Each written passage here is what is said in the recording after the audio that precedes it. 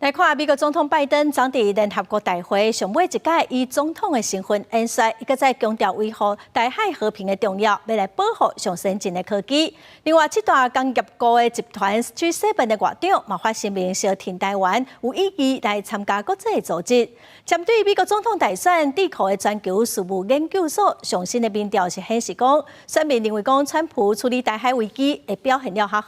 民调嘛指出讲，贺锦丽支持者赞成美国应该出兵来保护台湾的比例较悬。美国总统拜登二是伫联合国大会告别演讲，搁一摆讲到台海局势。The United States is unabashed, pushing back against unfair economic competition, against military coercion of other nations in the South China Sea,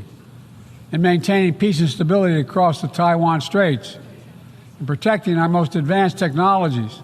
so they cannot be used against us or any of our partners. 迄一天，七大工业国集团 G7 外长伫联大场边见面了后，发布联合声明，有关涉台内容指出 ，G7 的台湾议题基本立场无变，包含过起诉声明一中政策，对不需要用国家地位做前提国际组织 ，G7 支持台湾正做成员，无要求国家地位的组织 ，G7 支持台湾用观察员或者是来宾参加。另外，美国总统大选进入倒头算，贺锦丽甲川普对台海危机的处理应变，根据智库全球事务研究所上新的民调，第若中国武力犯台，摇摆州58%选民认为川普更较可能有效应对，贺锦丽是42%。伫全美选民方面，因为川普更可能有效应对的比例是53%，贺锦丽是47%，显示贺锦丽外交政策环境不如川普明确。伫保护台湾方面，民主党的人甲共和党人支持的比例差不多共款，